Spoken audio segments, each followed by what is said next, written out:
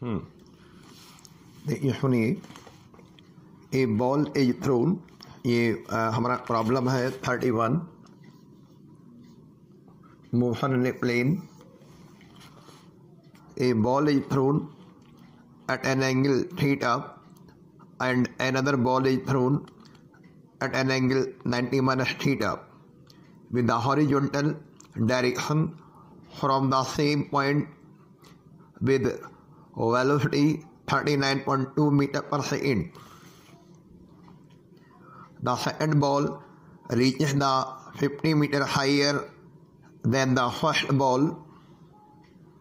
Find the maximum height attained by the two balls given that small g बराबर 9.8 meter per second square.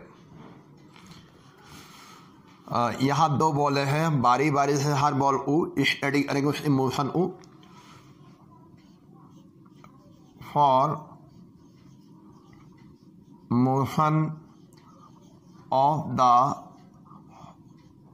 First ball,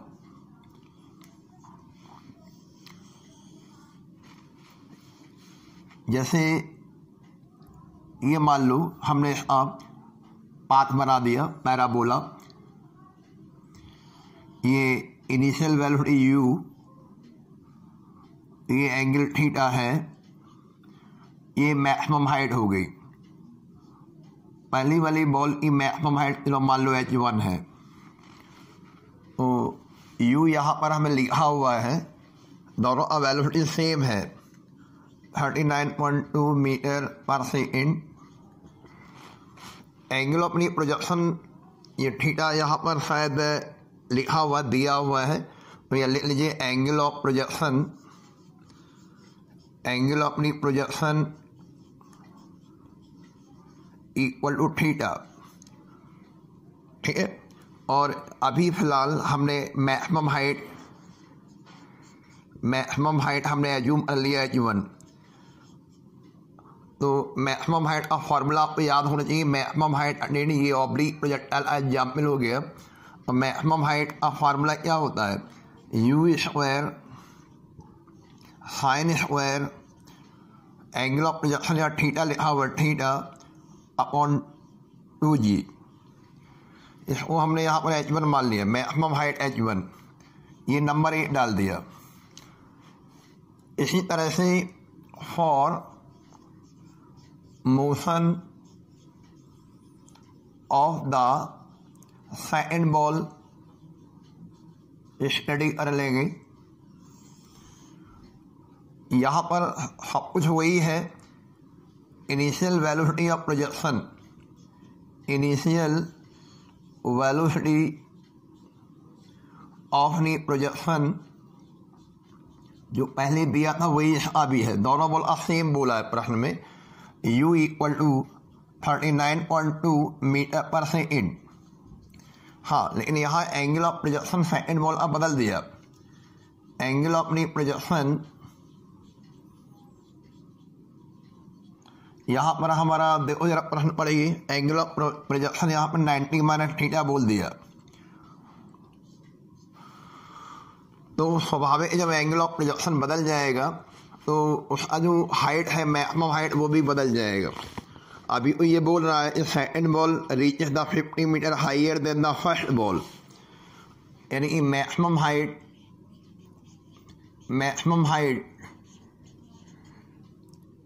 बराबर हम h2 assume कर ले रहे से ये मान लिया, ये भी हमने एज्यूम किया था h1।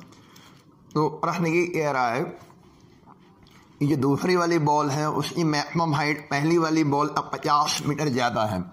इधर हम एक डायग्राम और बना दे रहे सेकंड बॉल के लिए, है ना। देखो इनिशियल वेलोसिटी दूसरी बॉल अभी u है, एंगल यहाँ 90 माइनस थीटा हो गया।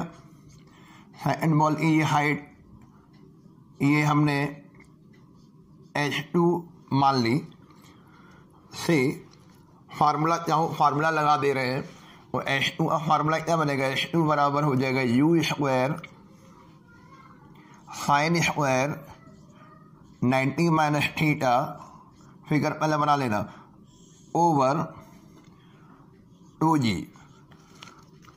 अब यहाँ थोड़ी सी ट्रिग्नोमेट्री लगानी पड़ेगी बायोलॉजी वाली। साइन 90 माइनस थीटा को हम लोग क्या बोलते हैं, कॉस थीटा। और h2 बराबर हो जाएगा u square cos square theta over 2g। ये हमने सेकंड नंबर डाल दिया। मतलब दोनों बॉलों को हमने उनकी मैक्सिमम हाइट के जनरल फॉर्मूले बना लिए। प्रश्न कह रहा है आप हमें h1 भी निकाल के दिखा दो और हमें h2 भी निकाल के दिखा दो। यानी हमारे पास दो पैरामीटर है जो अननोन है। थोड़ा सा हमने हिंट दिया है, ये दूसरी वाली बॉल है उसकी हाइट के बारे में बता रहा है। या height of the second ball h2 जो है, सेकंड वाली बॉल की हाइट, मैक्सिमम हाइट पहली वाली बॉल का 50 मीटर ज़्यादा है। ये प्रश्न ने बोला, जैसे थर्ड नंबर डाल दीजिए। तो एक इक्वेशन ये प्रश्न ने बोला है, इन दोनों की मदद से एक रिलेशन हम h1 h2 में और निकाल सकते हैं। देखो यहाँ पे साइन स्क्वायर थीटा लिखा हुआ है, यहाँ पर कॉस स्क्वायर थीटा लिखा हुआ है। तो हम इन दोनों इक्वेशन को ऐड कर ले तो हमें एक यानी h1 h2 में रिलेशन और मिल जाएगा। और देखो on adding equation number 1 and 2, on adding equation 1 and equation 2 we get, हम लोग पा लेंगे h1 प्लस यानी h2। दोनों को देखो ध्यान से, इसमें u square upon 2g common आ जाएगा। ब्रैकेट में रह जाएगा sine square theta plus cos square theta. h1 plus यानी h2 u square over 2g, और ये हो गया 1। साइन स्क्वायर थीटा प्लस नहीं कॉस स्क्वायर थीटा, ये पूरा मिला के क्या बन जाएगा, 1 बन जाएगा। तो h1 प्लस h2 की value u square upon 2g आया। h2 की वैल्यू h1 प्लस 50 बोल रहा है, तो ये हो जाएगा h1 प्लस ये वाली वैल्यू जो प्रश्न ने बोला ये याद दो, h1 प्लस 50 बराबर यानी u स्क्वायर ओवर 2g। तो ये हो गया 2h1 प्लस 50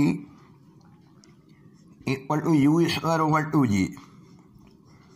प्रश्न में देखो इनिशियल वैल्यू ही हमें दोनों ही बॉलों की सेम दे रखी थी, और वो यहाँ पर दे रखी है 39.2, और 2h1 plus 50 equal to 39.82 multiply by 39.2 and now division by 2 into 9.8। इसे आप कैलकुलेट कर लीजिए। ये वाला डेसिमल से ये डेसिमल हटा दीजिए। अभी कैलकुलेट सही करना, लेकिन 2 से 8 दीजिए। चलो ये 196, और ये फिर देखिए ये 19.6 हो जाएगा ना, क्योंकि अभी इसका डेसिमल अभी जिंदा है। ये 98, और 98 को ये 8 यहाँ से कितने बार जाएगा, 4 बार। और 2h1 प्लस 50 ये 98 और 4 जरा एक बार देख लो, ठीक है 4 बार जाएगा। और इधर ये रहा 19.6 को 4 में करो मल्टीप्लाई,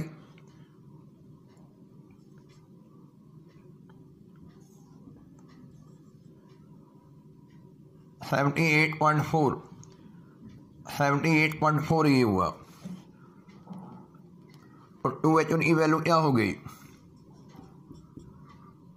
28.4। और h1 की वैल्यू बता दो हमें 14.2। तो ये हमने पहली वाली बॉल की मैक्सिमम हाइट कैलकुलेट कर ली, 14.2 मीटर।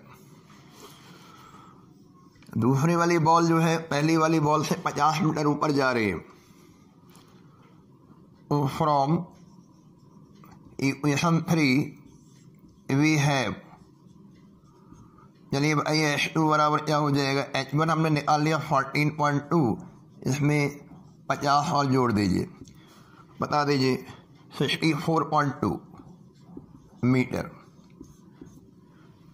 तो सवाल कोई बहुत खास नहीं था, केवल आपको मैक्सिमम हाइट के फार्मूले याद होने चाहिए और जैसा प्रश्न बोलता जा रहा वैसे ही इक्वेशन तैयार कर लो।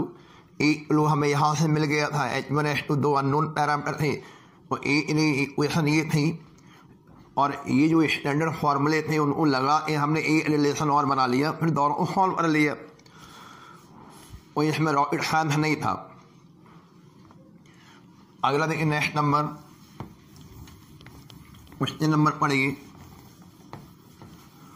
क्वेश्चन नंबर है 32, इसे देख लो जरा ध्यान से। ए projectile is throne horizontally from the top of A tower and strike the ground after 3 seconds at an angle of 45 degree with the horizontal.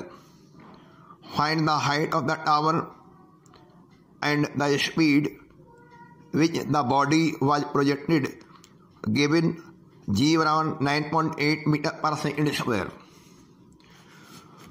एक टावर है, टावर और टावर के टॉप से हमने एक बॉल या प्रोजेक्टाइल को थ्रोन किया है और वो भी हॉरिजॉन्टली थ्रोन किया, देखो यहाँ पे इस तरह से।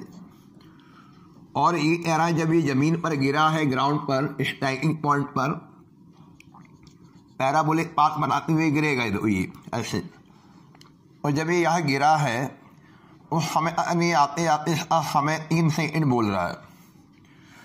पहले उस फ्रेम में ले रहे हम लोग, जैसे प्रोजेक्टाइल मोशन का सवाल सॉल्व करते ये वाई हो गया, ये एक्स नहीं एक्स हो गई। टावर की हाइट हमारा वाई फ्रेम में ले लिया, वाई फ्रेम में वो हाइट हम लोग वाई मान लेंगे। वाई क्वेश्चन मार्क ये हमें निकालना है सवाल में। ये पॉइंट ऑफ प्रोजेक्शन है, ये इनिशियल वेलोसिटी यू सवाल में दिया होगा, देखते हैं। एक projectile is thrown horizontally from the top of a tower and strike the ground after 3 seconds at an angle of 45 degree with the horizontal। मतलब ये यहाँ वाला एंगल दे रखा है कि जब वो स्ट्राइक या जमीन पर ग्राउंड पर वो हॉरिजॉन्टल से ये वाला एंगल 45 बनाया हुआ है, थीटा बराबर 45 डिग्री, ठीक है। ये आपका मान लो कोई भी वेलोसिटी मान लो, इसको रिजॉल्व करना पड़ेगा हमें। अगर हम यहाँ वी वेलोसिटी मानते हैं तो ये एक हो गया वी वाई और ये वाला जो है ये हो गया वी एक्स। वी एक्स नहीं हमेशा यू रहेगा, चलो हमने इसको यू मान लिया से शुरुआत में। Initial horizontal velocity of projectile you, और जो यू एक्स है यू वो यहाँ पर वी एक्स रहेगा।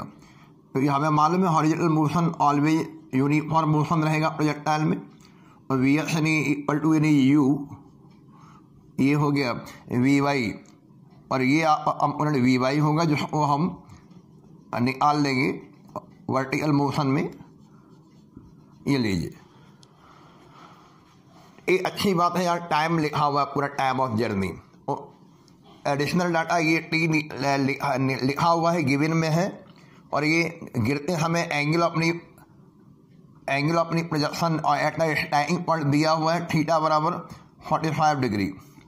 तरीके वही है कि हम इस तरह के सवालों को दो तरह से सॉल्व करेंगे, एक बार मोशन अलोंग वर्टिकल और एक बार मोशन अलोंग हॉरिजॉन्टल। दो चीज़ें पूछ ली, एक वाई पूछ लिया है और एक हमें यू पूछ लिया है। कह रहा है ना, ये कह रहा है कि आप हमें बता दो find the height of the tower and speed with which the body was projected. Let y be the height of tower। प्रश्न में जो पूछा गया है उसे हमने एज्यूम कर लिया, and u be the initial horizontal velocity। ये हमने मान लिया, late u be the initial horizontal velocity and y be the height of the tower actually जो प्रश्न में पूछा जाए वो हम लोग एज्यूम कर लेंगे। फिगर आप बना लीजिए। एक बार मोशन अलोंग वर्टिकल स्टडी कर ले रहे, मोशन अलोंग वर्टिकल ये लीजिए और जितना पूछते जाए उतना बता देना। Initial vertical velocity u office में y इक्वल टू, तो ये जब बॉडी को फायर किया गया हॉरिजॉन्टली वो वर्टिकल कंपोनेंट ऑफ वेलोसिटी 0 होगा। वर्टिकल एक्सीलरेशन a ऑफिस में y इक्वल टू, नीचे गिर रही है प्लस ने g आ जाएगा। टाइम ऑफ मोशन कितना है, t बराबर बोलिए 3 सेकेंड। वर्टिकल हाइट निकाल लीजिए, vertical height of tower, vertical height जिसको हम फिजिक्स में डिस्प्लेसमेंट बोलते हैं, ये y बराबर क्वेश्चन मार्क। तो मोशन अलंग वर्टिकल में जितने भी पैरामीटर है वो ले लीजिए और सेकंड इक्वेशन आया इस्तेमाल कर लीजिए using second equation of motion. पहले ये लिख लीजिए, using second equation of the motion, ये y बराबर ut प्लस ने हाफ ने टी स्क्वायर। तो ये वर्टिकल मोशन है और सारे कंपोनेंट वर्टिकल होंगे। ये vertical displacement which the height of the tower, u vertical u suffix में y, a सफिक्स में y। फार्मूले में साइन से रख दीजिए, सारे मोशन डाउनवर्ड है और इस तरह के सवाल में डाउनवर्ड मोशन पॉजिटिव लिया गया है। ठीक है, y बराबर 0 प्लस ने हाफ, g की वैल्यू 9.8 रखना है, t यहाँ पे 9 हो गया। ये लीजिए कैलकुलेशन कर लीजिए, y की वैल्यू आ जाएगी 4.9 मल्टीप्लाई बाई 9,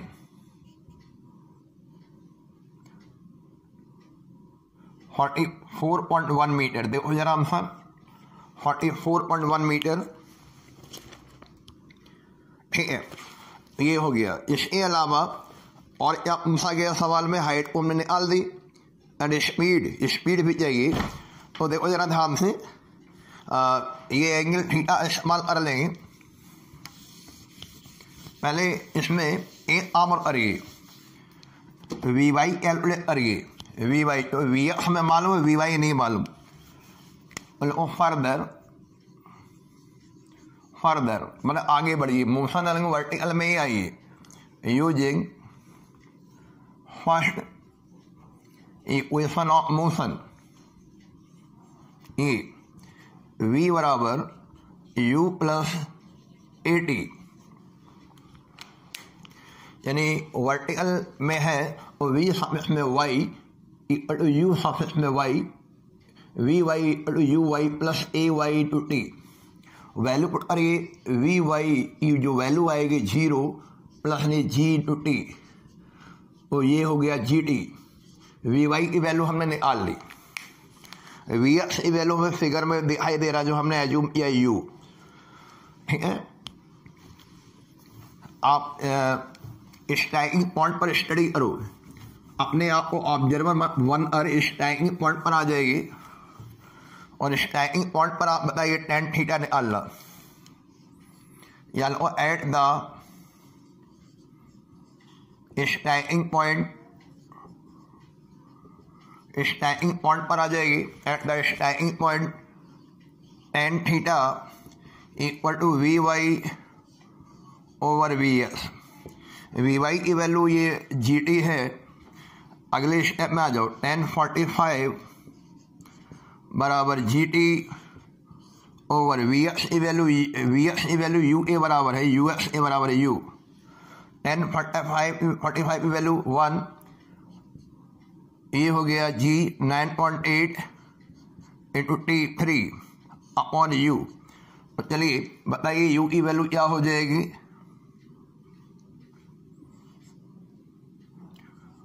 ट्वेंटी 29.4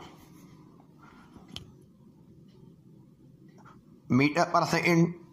ये नोट कर लीजिए, अच्छा सवाल था, ठीक सवाल था। तो यहाँ दोनों यानी आम हमने वर्टिकल मोशन अलग वर्टिकल से सॉल्व कर दिया। मोशन अलग हॉरिजॉन्टल बेसिक चीज़ हमें पता होनी चाहिए। ये हॉरिजॉन्टल डायरेक्शन में ये वी एफ जो यू के बराबर से कैलकुलेट नहीं करना। तो ठीक सवाल था ये, प्योरली हॉरिजॉन्टल प्रोजेक्टाइल का सवाल था। मोशन अलग वर्टिकल से सारे पैरामीटर निकाल दिए गए। अगला देखिए नेक्स्ट नंबर, क्वेश्चन नंबर देखिए आपने ये 33 है।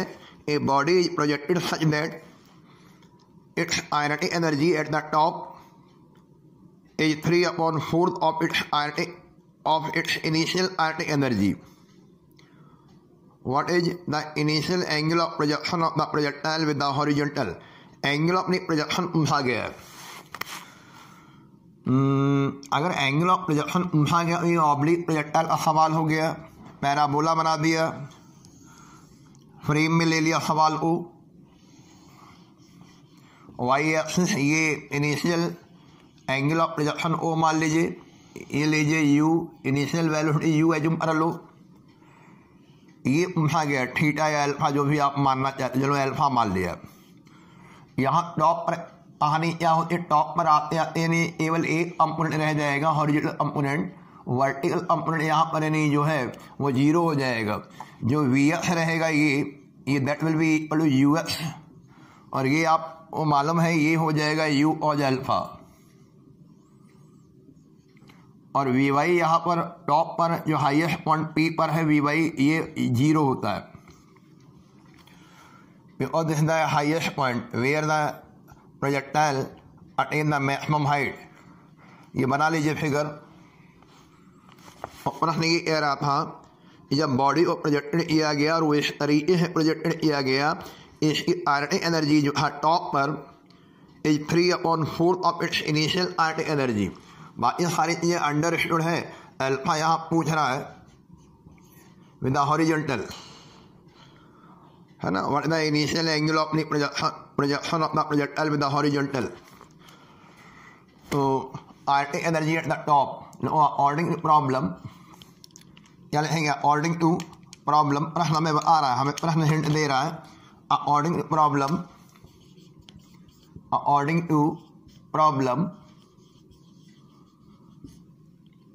Kinetic energy at the top equal to 3/4 times kinetic energy on the initial 3/4 times initial kinetic energy. और kinetic energy at the top जो बोल रहा है, टॉप पर वेलोसिटी ये आ रही है। काइनेटिक एनर्जी का फार्मूला आपने पढ़ा, वर्क एनर्जी पावर हमने आपको पढ़ा दिया, हाफ नहीं एम। फिगर देखो ध्यान से,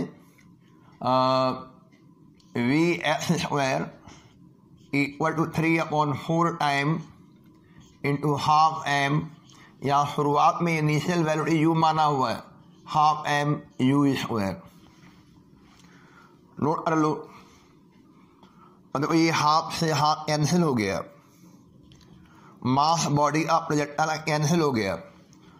रह क्या गया हमारे पास, आई वी एक्स स्क्वायर रह गया इधर लेफ्ट हैंड साइड में।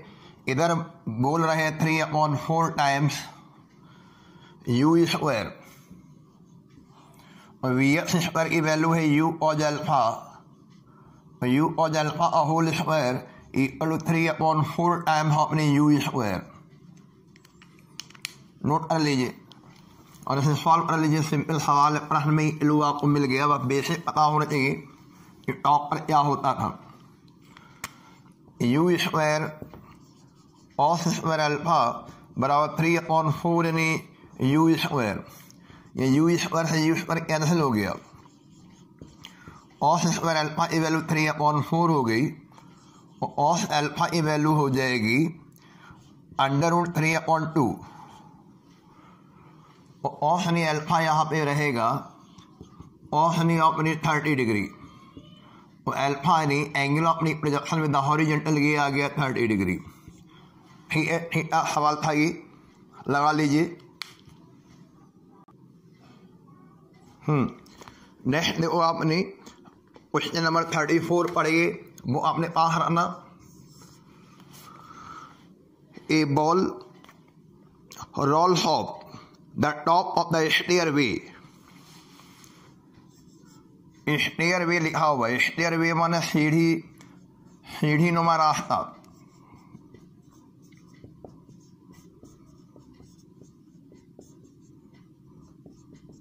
ऐसा रास्ता सीढ़ी नुमा।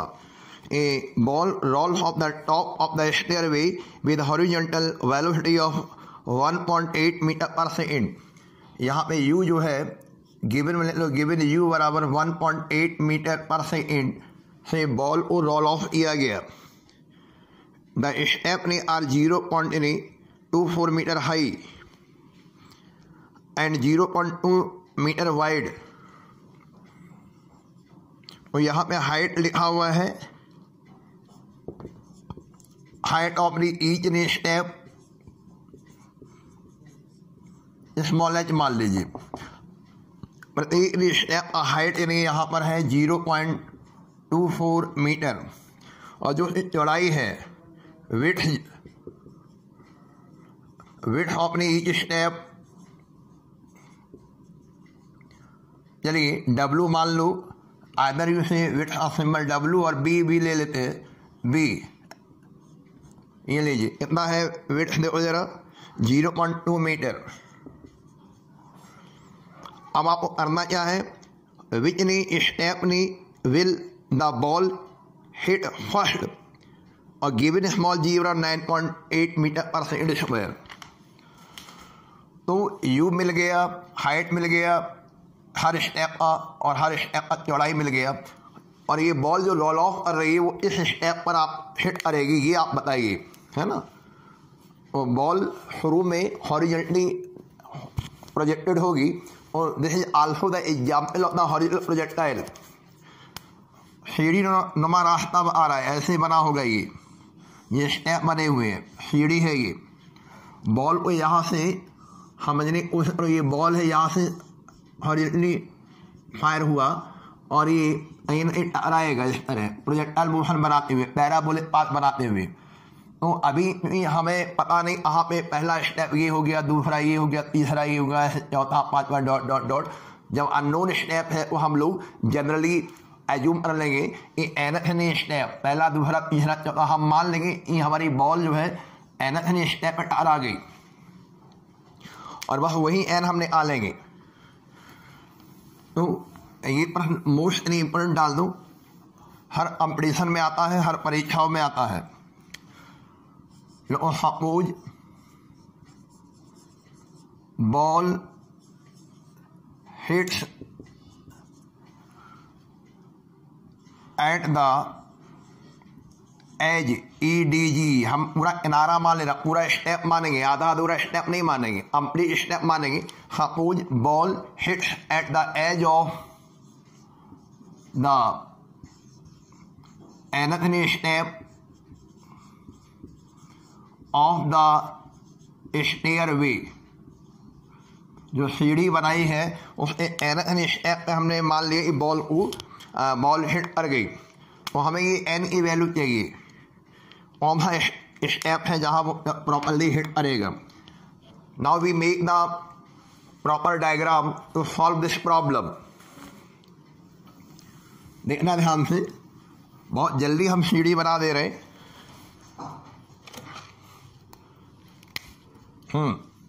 देखो बेटा ध्यान से, ये लीजिए सीढ़ी बनाना शुरू।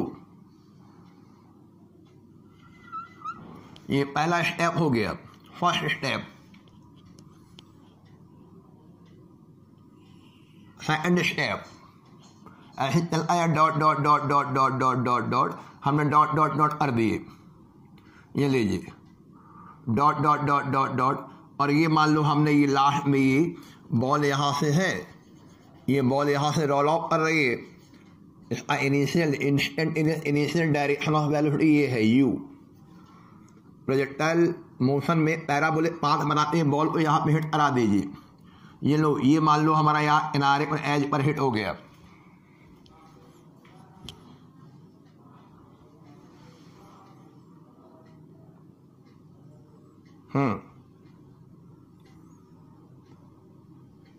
दिख रहा है?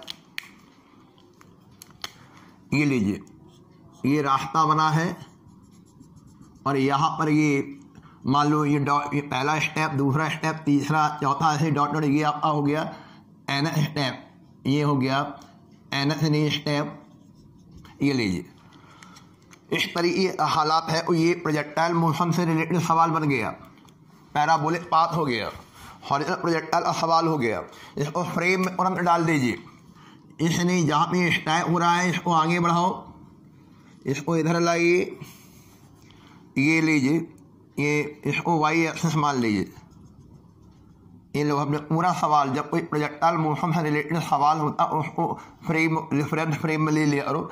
जनरली हम लोग एक्स वाई फ्रेम में लेते हैं, एक्स वाई कोऑर्डिनेट सिस्टम में लेते हैं। हर स्टेप यानी ये जो है इसकी हाइट यानी एच बोल रहे थे, और ये इसकी चौड़ाई वाइड, कितना वाइड है बी, ये लीजिए। और अगर वो लास्ट वाला एन स्टेप है वो h plus h 2h plus 3h dot dot dot dot n h, तो ये यहाँ से, और ये जमीन जो है ना ये पूरा स्टेयर में बना हुआ है, तो ये बताओ ये वाली जो वर्टिकल हाइट है ये क्या हो जाएगी? स्मॉल वाई की वैल्यू बताओ हमें फ्रेम में, एन इंटू एच हो जाएगी। ये लीजिए, बना लीजिए। अब हमें ये बताओ, ये जो हॉरिजॉन्टल यानी जो रेंज है, स्टैकिंग पॉइंट यानी ये यहाँ पर, ये एक्स की वैल्यू बताइए यहाँ पे। What is the value of x? B plus b, पहले स्टेप में बी, फिर बी प्लस बी, ऐसे चलता रहेगा। तो ये बना के दिखा दीजिए हमें। तो ये एक्स की वैल्यू बन जाएगी n into b, n b. बना लीजिए इसे अच्छी तरह से बना लीजिए। मोस्ट इम्पोर्टेंट प्रॉब्लम मानिए इसे आप।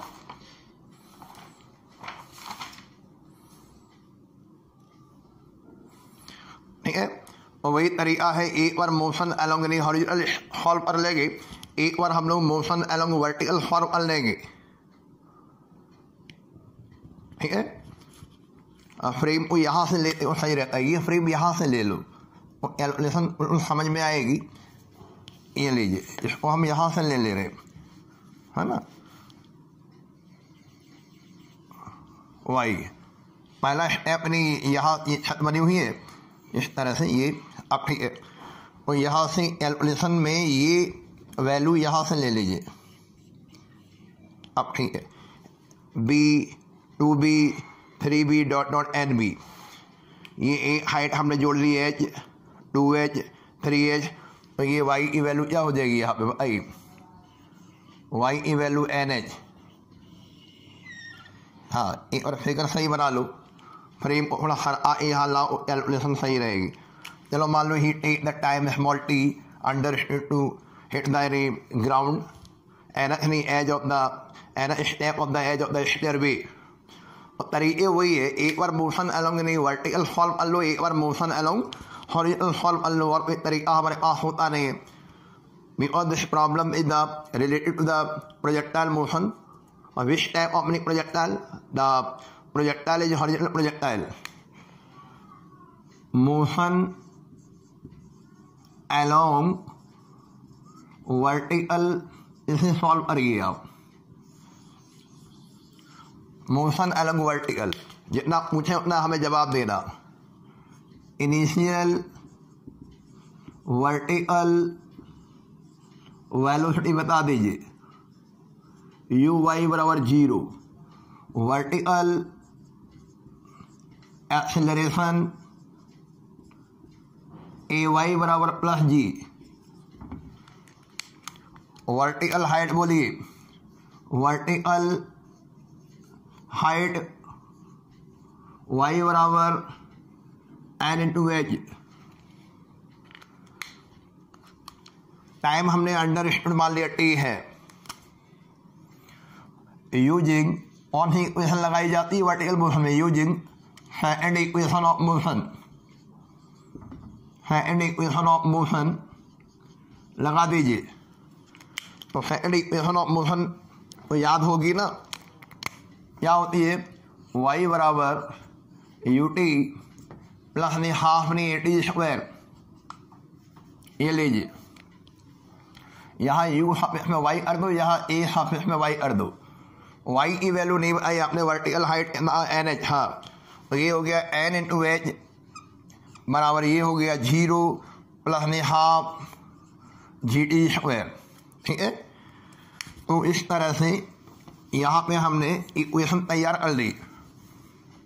क्या बनी, अब हमें n इंटू एच बराबर half g T square, number 1 डाल दो, टाइम अननोन था, जिस तरह थ्योरी पढ़ाते हैं वैसे ही। अब मोशन अलोंग हॉरिजॉन्टल फॉर्म कर लो, मोशन अलोंग हॉरिजॉन्टल डालिए हेडिंग मोशन अलोंग हॉरिजॉन्टल। ये आपको याद हो, इन्हीं मोशन अलोंग हॉरिजॉन्टल जो है वो यूनिफॉर्म मोशन, यूनिफॉर्म मोशन में सिर्फ और सिर्फ एक ही फार्मूला अप्लाई होता है, वो होता है एस बराबर बी टी। तो यहाँ एस जो है एस लिखा हुआ है, और हॉरिजॉन्टल रेंज या हॉरिजॉन्टल डिस्टेंस कितना कवर किया बताओ हमें। हॉरिजॉन्टल डिस्टेंस एक्स बराबर वी टी, वी सापेक्ष में एक्स नहीं इंटू टी, और अगर इनिशियल वेलोसिटी u है, सवाल में लिखा भी हुआ है, हम u मान ले रहे हैं, तो x बराबर, x की वैल्यू बता दो पहले, x की वैल्यू यहाँ क्या है, n into b, n b equal to v यानी u इंटू टी। यहाँ से फ़ायदा ये मिलेगा, t निकालो, t बराबर n b upon u, second number डाल दीजिए। जो टाइम था, time of journey of the ball when it hit the edge of the any step of the stairway, वो हमने निकाल लिया।